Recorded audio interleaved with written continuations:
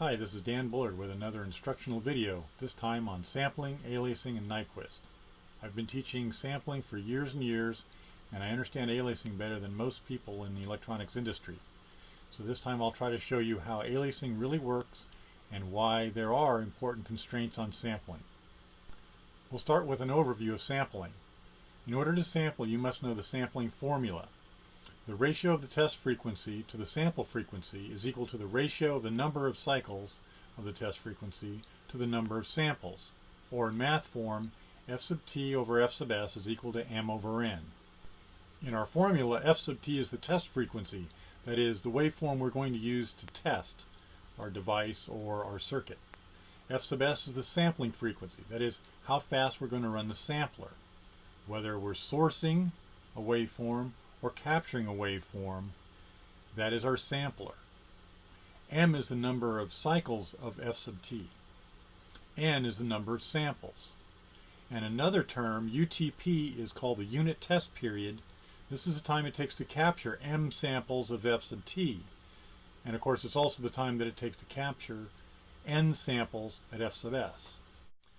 UTP comes up quite often, but basically that tells you how long it's going to take you to capture or generate those samples. Let's start off with a really simple example. Here we have a single cycle of a 1 megahertz waveform and we want to capture 16 samples.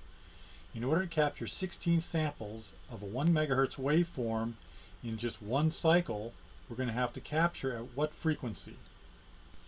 The answer is obviously 16 megahertz, since we'll have to run our sampler 16 times faster than the test frequency in order to capture 16 samples over just one cycle of the test frequency.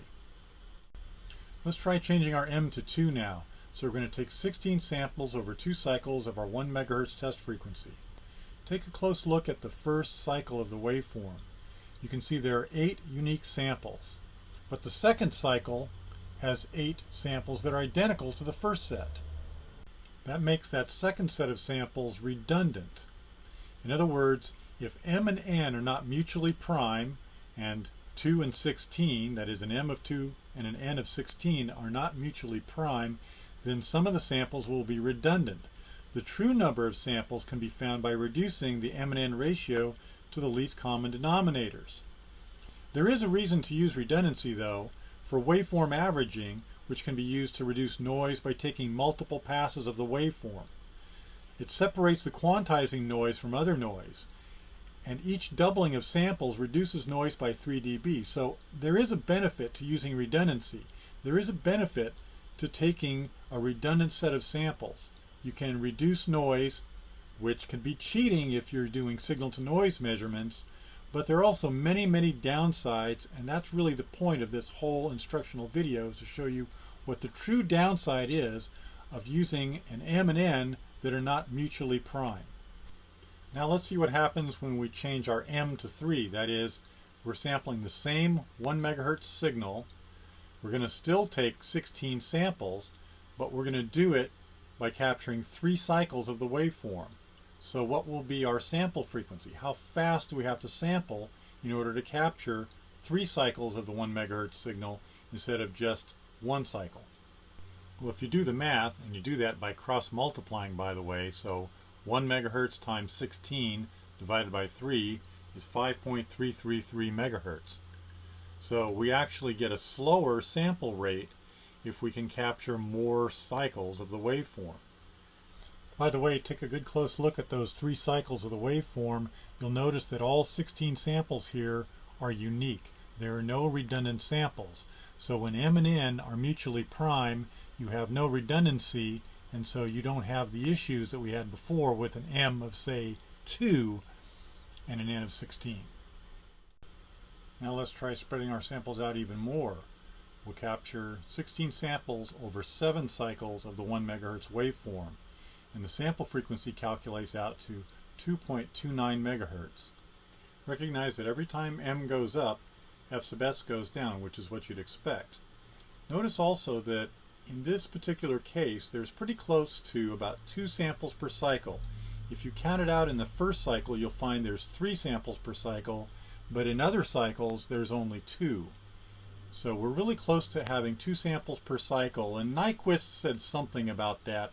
Another guy named Shannon said something about that. You might not quite remember those, but we'll talk about that later. When M is about half of N, then you're going to have about 2 samples per cycle. Okay, we're going to keep pushing M up. So we're going to take our 16 samples over 9 cycles of the 1 megahertz waveform, and that makes our sample frequency drop down to 1.777 megahertz.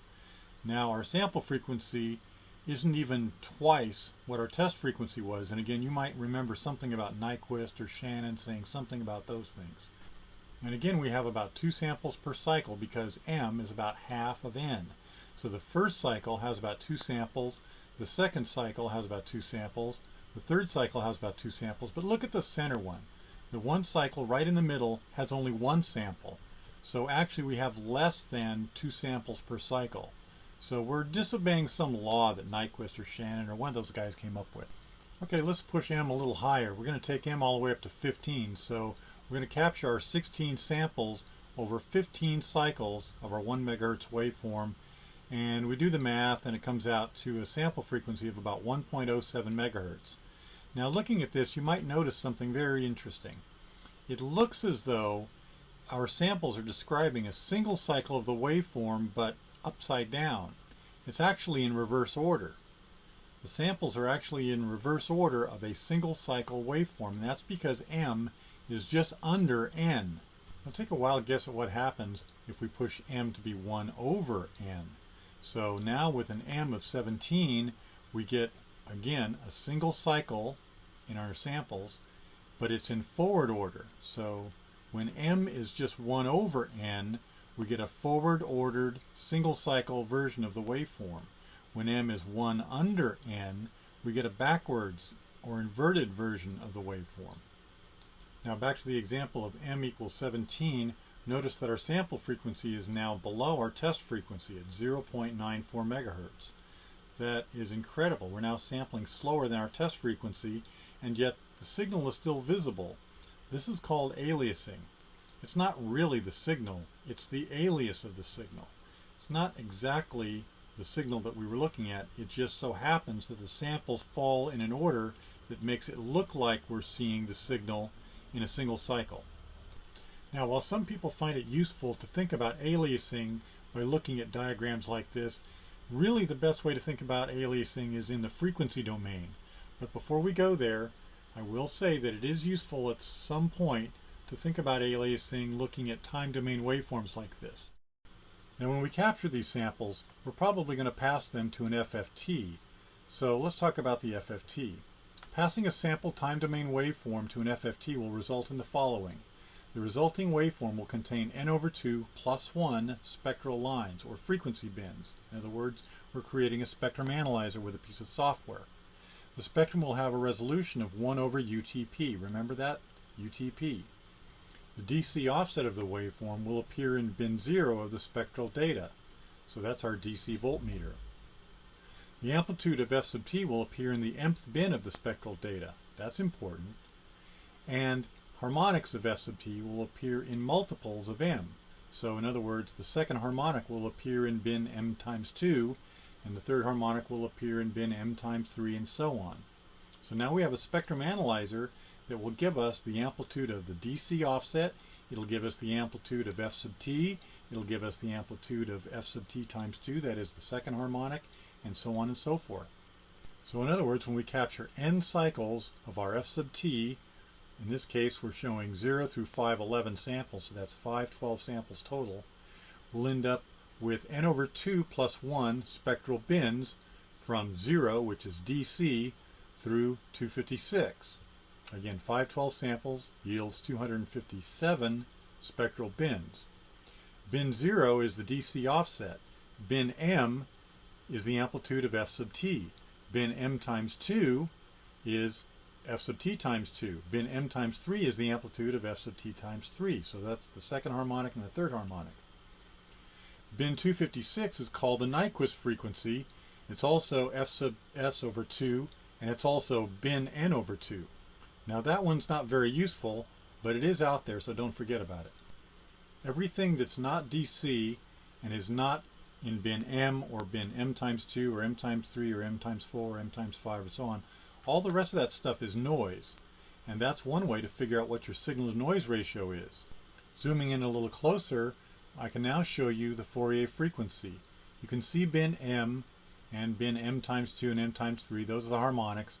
Between those you see the noise. And look at the spacing of those bins. That is the Fourier frequency. It's also known as 1 over UTP, and it's calculated from F sub t over M or F sub s over n. So that's where UTP comes in. UTP, the reciprocal of that, tells you what your Fourier frequency is, which tells you the resolution, the graininess of your spectrum. Now that we know how an FFT works, let's take a look at an example waveform that I created. It has the fundamental in bin 1, because again M is 1, and it has a third harmonic which squares up the waveform. Remember that a square wave is actually the sum of the fundamental, the third harmonic, the fifth harmonic, the seventh harmonic, the ninth harmonic. That creates a square wave. I've removed all but the third harmonic, so we have a squared up waveform. You can see in the spectrum I have an amplitude at bin 1, that is bin M, and in this case n is 32, and I have a smaller amplitude signal in bin 3, that is the third harmonic. That tends to square up the waveform. Now in my spectrum diagram across the top of the page, I showed that I'm going from bin 0 to bin 2 times n, or from the DC bin up to bin 2 times F sub s. But that's not really the case when you do an FFT. Remember, when you do an FFT, you only get bins 0 through n over 2. So that area from DC to F sub s over 2, that's called the Nyquist band, and you're not allowed to see anything beyond that. But I'm going to fake it a little bit and show you what happens in the higher frequencies and show you how aliasing really happens. Like we did before, we're going to push M up. So here we push M up to 2. We now have 2 cycles of the waveform, which means that when we do the FFT, the fundamental goes into bin 2. But that also causes the third harmonic to go up to bin 6. So the third harmonic moves up at about 3 times the rate as the fundamental. We'll have to watch out for that. Now we push M up to 3, meaning that we have 3 cycles of the waveform. The third harmonic, however, is now up in bin 9.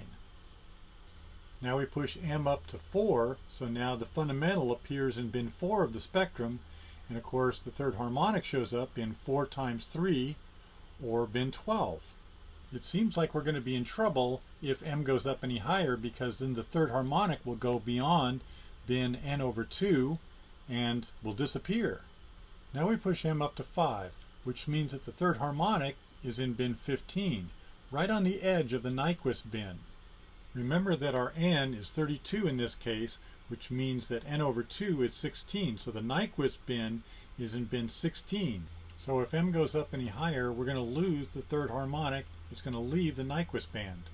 Now we push M up to 6, and look what happened. The third harmonic went up to 3 times 6, or bin 18, which is higher than bin n over 2.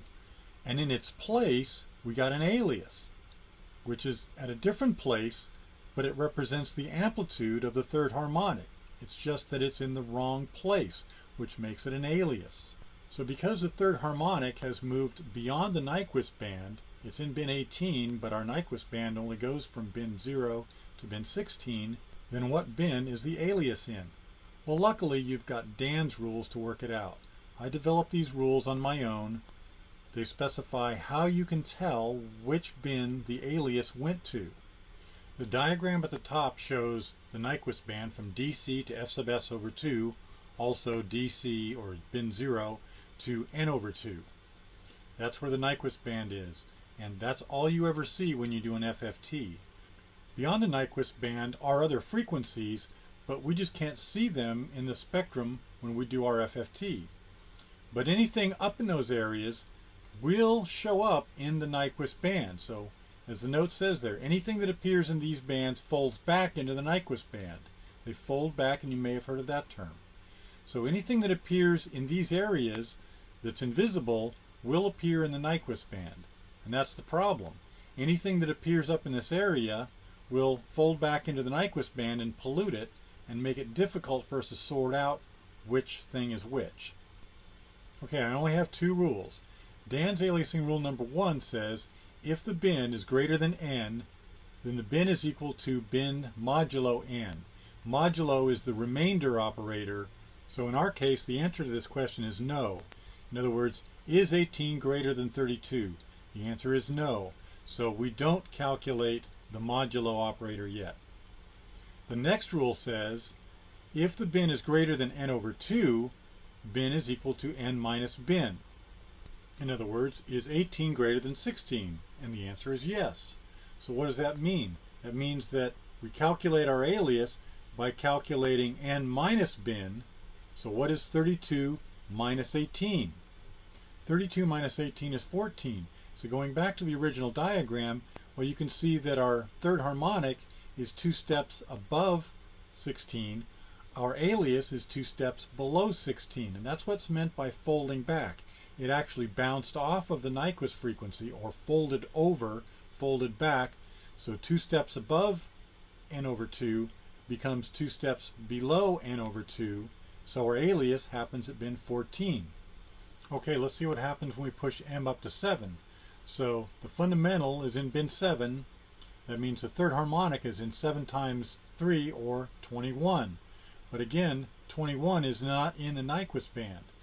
And you can see the alias, but what bin is it in? So back to Dan's aliasing rules.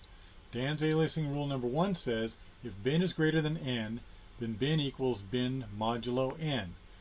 Is 21 greater than 32? The answer is no, so that one doesn't apply. Dan's aliasing rule number 2 says if bin is greater than n over 2, bin equals n minus bin. That one is true, so the alias is going to be in bin 11. So now, if we go back to the original diagram, you can see that while the fundamental is in bin 7 and the third harmonic is way up in bin 21, the alias of the third harmonic is down in bin 11. So as we keep pushing m up, the fundamental will keep going up, the third harmonic will keep going up, but the alias of the third harmonic will keep going down. So as we take m up to 8, notice that the fundamental is in bin 8, the third harmonic is in 3 times 8, or bin 24, and the alias of the third harmonic appears to also be in bin 8. Now that's a problem, and that's why m and n must be mutually prime. In this case, m is 8 and n is 32. They have a common divisor, 2. If you do that, look what happens. The amplitude of the fundamental is now in bin 8, and the amplitude of the third harmonic's alias is also in bin 8. They're going to cancel each other out to some degree, and that's the real reason why you don't want common divisors between m and n. Let's go back to Dan's aliasing rules just to make sure we understand how they work. Again, rule number 1 says if bin is greater than n, bin equals bin modulo n. Is 24 greater than 32? That is, the third harmonic of the fundamental, 3 times 8 is 24. So is 24 greater than 32? The answer is no. So then, is bin greater than n over 2? Yes, it is. 24 is greater than 16. So 32 minus 24 is 8. So the third harmonic will fall in bin 24, but the alias of the third harmonic will fall in bin 8. Unfortunately, that bin is already occupied by the fundamental. Now the amplitude of the fundamental is being corrupted by the amplitude of the alias of the third harmonic. That's why we can't have common divisors between m and n. Now earlier we talked about reducing m and n to common divisors. So here we have an m of 8 and an n of 32, but they have a common divisor, 8. So we can reduce it to an m of 1 and an n of 4. That's an effective n of 4. So that means out of our 32 samples, only 4 samples are unique, the rest are redundant. So the second 4 samples are redundant to the first, the third 4 samples are redundant to the first, and so on. That means that our number of bins is not what we think it's going to be. Normally the number of bins is equal to n over 2 plus 1, so we would assume that we would have 16 unique bins plus the DC bin. But in fact, the number of effective bins, in this case because our effective n is 4, our number of effective bins is 4 divided by 2 plus 1, or 3. So there are actually only 3 bins for things to go into. DC, that is bin 0, the fundamental bin, which will be bin 8, and then the Nyquist bin, which is bin 16. There's no place else for any of the signal amplitudes to go. Now we're already in trouble with a waveform that has only 2 signals, the fundamental and the third harmonic. But imagine it was a square wave or some other strange waveform with more harmonics. What would happen? Remember, there's only 3 bins where things can go. So in this chart, we're showing that f sub t goes in bin 8. The second harmonic, if there was one, would go into bin 16. The third harmonic we know already goes in bin 8, and that's already occupied. I showed that as red to show that it interferes with f sub t. The fourth harmonic would go into bin 0. Oops, that's a problem because now we don't really know what our DC offset is if there is a fourth harmonic. The fifth harmonic falls into bin 8, the sixth falls into bin 16, the seventh goes into bin 8, and so on. The problem now is we've only got really 3 unique bins for things to go. Any harmonics will corrupt virtually anything in our spectrum. So you want to avoid using an M and N that have common divisors. That is, you want mutually prime M and N. But some people take that to mean that you need M to be prime. That's not the case. Here's an M that is not prime, an M of 9. Let's see what happens.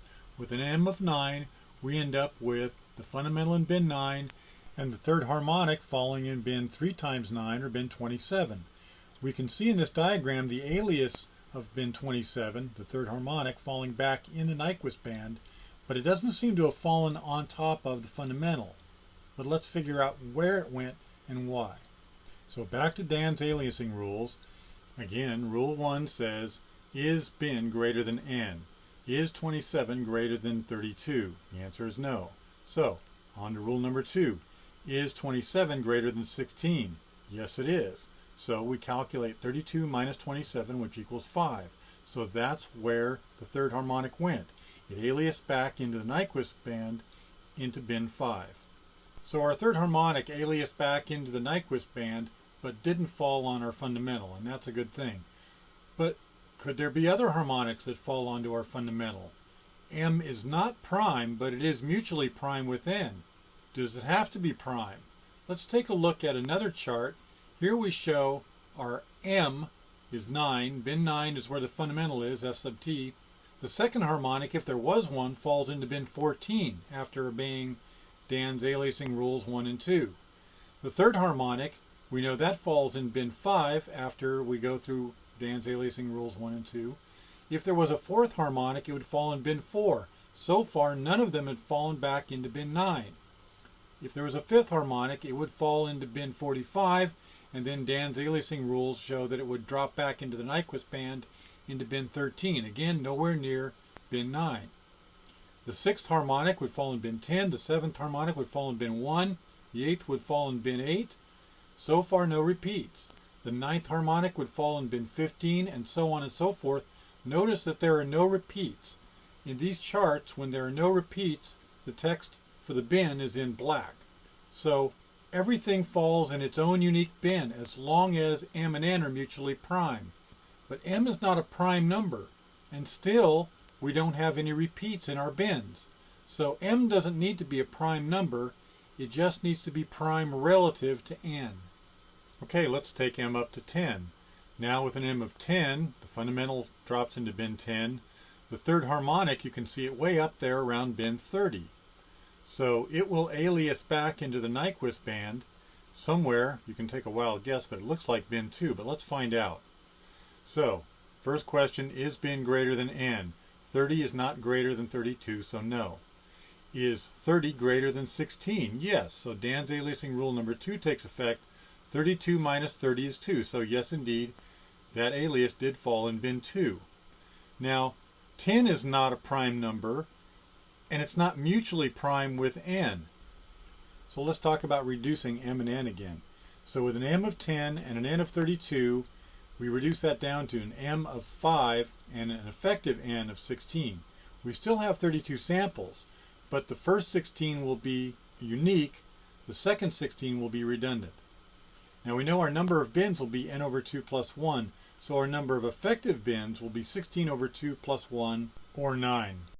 So back to our chart of harmonics. F sub t falls in bin 10. If there was a second harmonic, it would fall in bin 20, but bin 20 is beyond bin 16, so that'll alias back into bin 12. The third harmonic, we already know, went out to bin 30, and that aliases back into the Nyquist band into bin 2. The fourth harmonic drops into bin 8. The fifth harmonic goes into bin 14. The sixth harmonic goes into bin 4. The seventh harmonic goes into bin 6, and the eighth harmonic goes into bin 16. Now notice the ninth harmonic also goes into bin 6, just like the seventh harmonic did. Those colors match. The 10th harmonic would fall in bin 4, but we already have something in bin 4. That's where the 6th harmonic would go. The 11th harmonic would fall into bin 14, but the 5th harmonic went into bin 14. The 12th harmonic would go into bin 8, just like the 4th harmonic did. So the problem here is there's not enough bins for all these harmonics. That's because M and N are not mutually prime. And we lost all of our odd numbered bins because we had redundant samples. Now let's push M up to 11. So F sub t goes into bin 11. The third harmonic goes up into bin 33, 3 times 11. You can see the alias of the third harmonic down in bin 1, but let's calculate and see how that works. So back to Dan's aliasing rules. Rule 1, is 33 greater than 32? Yes. Finally. So 33 modulo 32 is equal to 1. In other words, if you take 33 and subtract 32, the answer is 1. If the answer was still greater than 32, you would subtract 32 again, and subtract 32 again until the result is less than 32. Then that is the remainder. So the modulo is simply taking the remainder of a division. Now we still have to run through rule number 2. Is 1 greater than 16? The answer is no, so we don't have to apply it. So Dan's aliasing rule shows that when the third harmonic goes into bin 33, 1 above N, it aliases back into the Nyquist band at bin 1, that is 1 over the DC bin. For the foreseeable future, as M increases, the alias of the third harmonic will move up towards N over 2. And when it gets to a certain point, it will bounce off of N over 2, the Nyquist frequency, and work its way back down towards DC. Then it'll bounce off of that and work its way back up to N over 2. So it will basically bounce back and forth in the confined space called the Nyquist band. Now that's true not just for the third harmonic, but for everything that we sample. Everything that's captured by our sampler will end up in the Nyquist band. So we move M up to 12, and now you can see the third harmonic working its way up towards N over 2. An M of 12 means common divisors between our M and our N of 32. That's a problem, and if you look at the time domain version of the waveform, you can see there does appear to be some redundancy in the samples. Basically, large portions of the waveform look like repeats. Okay, let's figure out where our third harmonic went. Our third harmonic at 3 times 12, or 36, is 36 greater than 32? The answer is yes. So 36 modulo 32 is 4. Is 4 greater than 16? The answer is no, so the new bin number for the alias is bin 4. Because 12 over 32 can be reduced to 3 over 8, our number of effective bins is now 8 over 2 plus 1, or 5. With only 5 bins in the Nyquist band for things to go into, it gets crowded fast. F sub t goes in bin 12, the second harmonic, if there was one, goes into bin 8, the third harmonic, we already saw, goes into bin 4, the fourth harmonic goes into bin 16, and there's only one left, bin 0, where the DC goes, and the 8th harmonic will be polluting that. So if M and N have common divisors, it's a disaster. Your harmonic products end up all over the place and piling on top of each other, polluting each other, and making their measurements totally inaccurate. So let's move M up to 13. Now the third harmonic is way up there, 3 times 13, or 39, and the alias of the third harmonic is working its way up from the DC bin up towards N over 2. So where did the third harmonic go? Well, is 39 greater than 32? Yes. So 39 modulo 32 is equal to 7. And since 7 isn't greater than 16, we don't have to implement rule number 2. So the third harmonic alias is back to bin 7. As M moves up, the fundamental moves up, the alias of the third harmonic moves up at the same time, but 3 times faster. So where did the alias go? Back to Dan's rules. 3 times 14 is 42. The problem, of course, is that 42 is not in the Nyquist band. So where does it go? Is 42 greater than 32? The answer is yes. So 42 modulo 32 is 10. That was easy. Is 10 greater than 16? The answer is no. So the answer is 10. So the third harmonic aliased all the way back from bin 42 down to bin 10. When we move M up to 15, you see something very interesting in the time domain. The time domain waveform has a very strange shape, and that is due to the fact that we are currently at just about 2 samples per cycle. Nyquist stated that that was the minimum, 2 samples per cycle. You can't transmit any information without at least 2 samples per cycle. Now, that doesn't mean that you can't alias. He didn't outlaw aliasing. He simply said to transmit data, you must have 2 samples per cycle. So with an M of 15, our fundamental is in bin 15, just one below n over 2. Our third harmonic is way up in bin 45, but we can see its alias back in the Nyquist band, so again, let's go find out where it is. Is 45 greater than 32? Yes, so 45 modulo 32 is 13. Is 13 greater than 16? No, so we don't have to apply that rule. So our third harmonic is aliased all the way back from bin 45 into bin 13, and that's pretty clear when you look at the frequency domain plot of this waveform.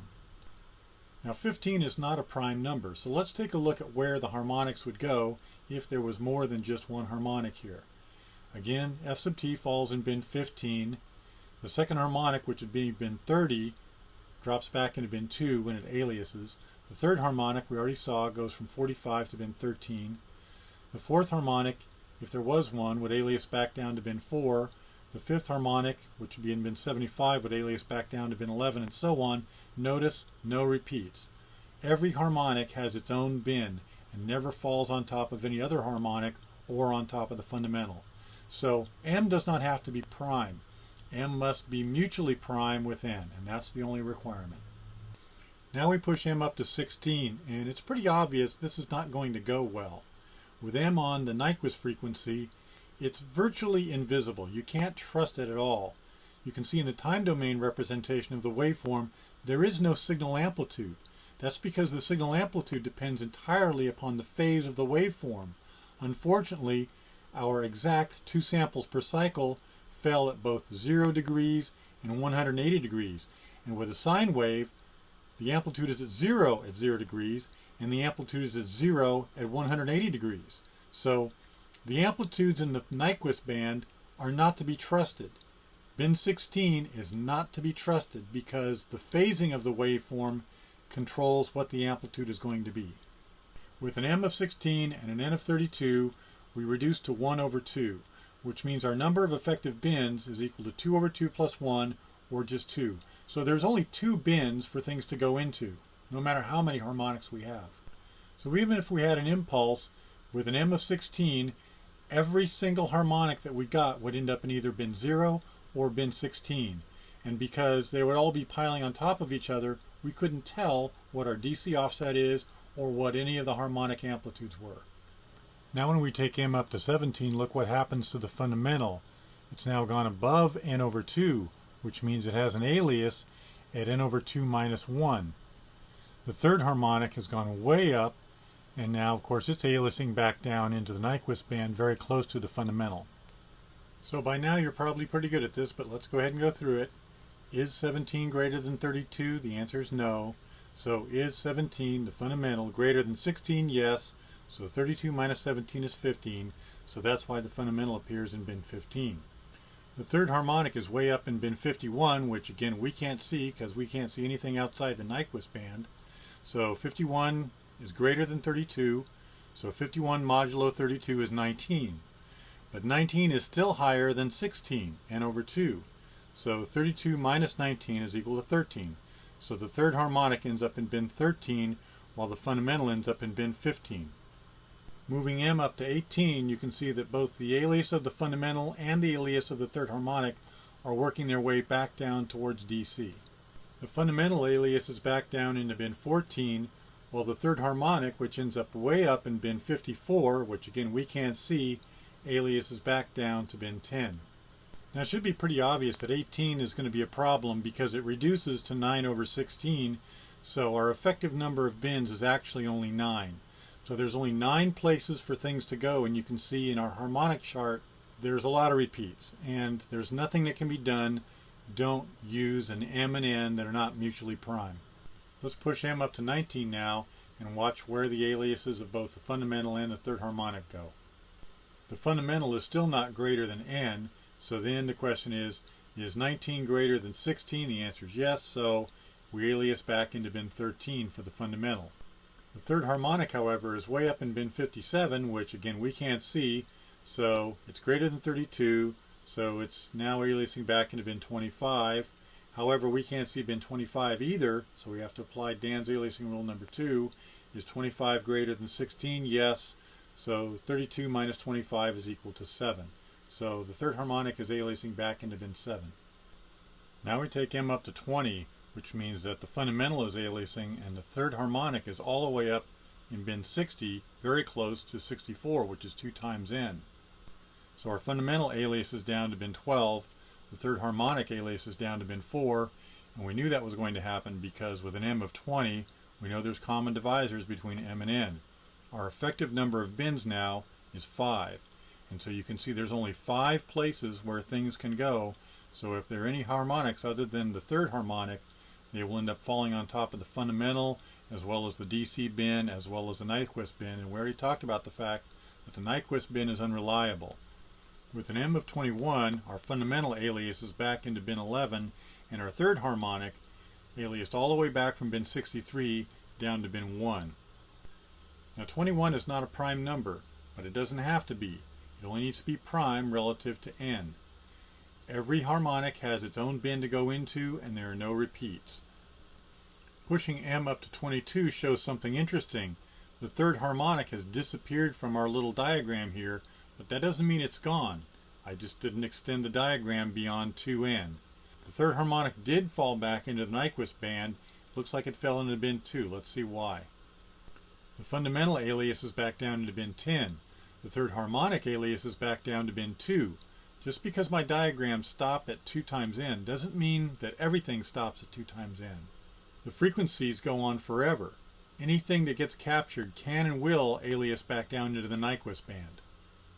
Pushing M up to 23 means that our fundamental will alias back down to bin 9, and the third harmonic will alias all the way back down to bin 5. With an M of 24, you can tell there's going to be trouble. The fundamental will alias down into bin 8, and so will the third harmonic. And the effective number of bins is only 3, so there are only 3 places where things can go. The DC bin, that's a no-no because that's where our DC offset is supposed to go. Bin 8, that's okay, and then bin 16. That's bad because it's very sensitive to phase. Anything in the Nyquist bin is unreliable, so don't count on the Nyquist bin for any testing. An M of 25, on the other hand, is just fine, even though 25 is not a prime number. The fundamental alias is back down to bin 7, the third harmonic alias is back down into bin 11. With an M of 26, our fundamental is going to alias down into bin 6, and our third harmonic is going to alias down into bin 14. Here I've expanded the modulo operator, showing that 78 minus 32 is 46. 46 is larger than 32, so 46 minus 32 is 14, and then is 14 greater than 16? No. And of course 26 over 32 reduces to 13 over 16, so we end up with only 9 unique bins. Pushing M up to 27, you can see how the fundamental alias is back into bin 5, and how the third harmonic alias is back down into bin 15. Again, I expanded the modulo operator, so the third harmonic goes in bin 81. 81 is greater than 32. 81 minus 32 is 49. 49 is still larger than 32 though, so 49 minus 32 is 17. That's smaller than 32. Now, is 17 larger than 16? Yes. So 32 minus 17 is 15. The third harmonic ends up aliasing into bin 15. Here's another suspect M at 28. Our fundamental is going to alias down into bin 4. The third harmonic is going to alias down into bin 12. And 28 over 32 reduces down to 7 over 8, which means we're going to end up with only 5 unique bins. We push M up to 29. The fundamental ends up aliasing back into bin 3, and the third harmonic, which is not even visible on our chart anymore, aliases back to bin 9. Now that we know that our fundamental aliased into bin 3, take a look at the time domain representation of the waveform. Notice it's 3 cycles, just as though m were 3, except rather than starting positive, they're going negative. So it's 3 cycles negative going, which means they're out of order, they're reverse order.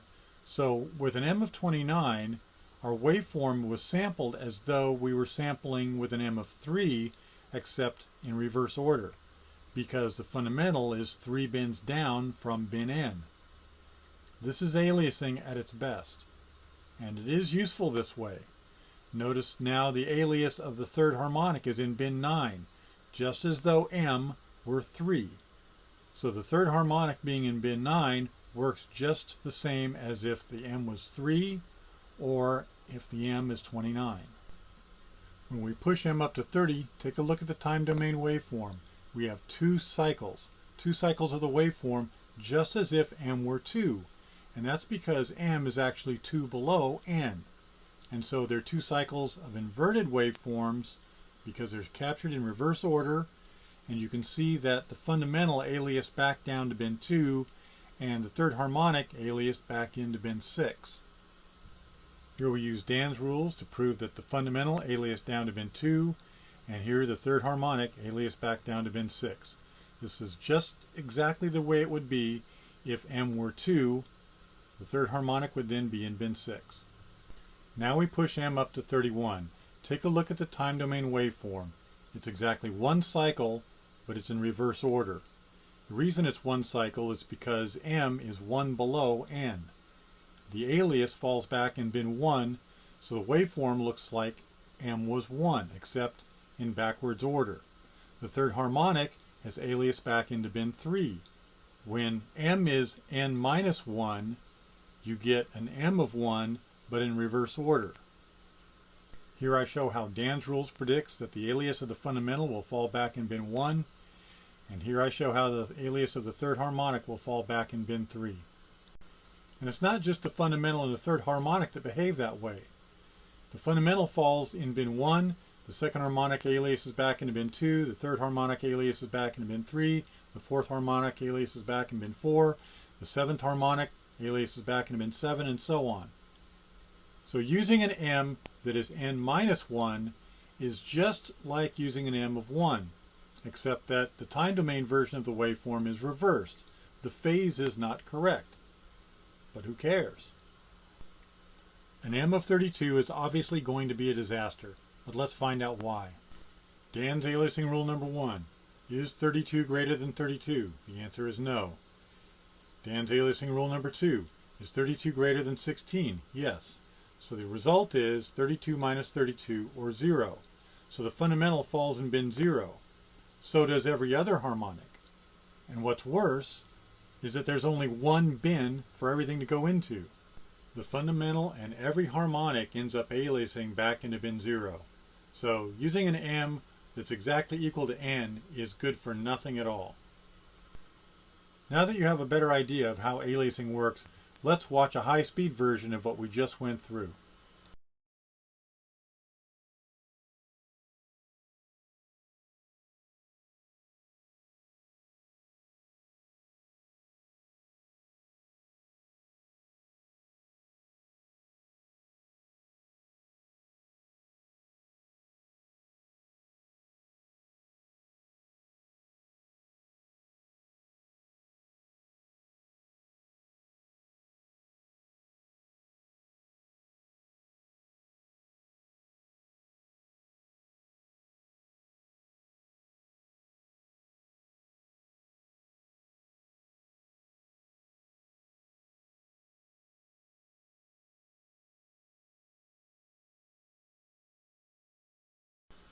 I hope you now know more about sampling, aliasing, and Nyquist. Don't forget Dan's rules and be sure to visit me at www.danbullard.com. Thanks for watching.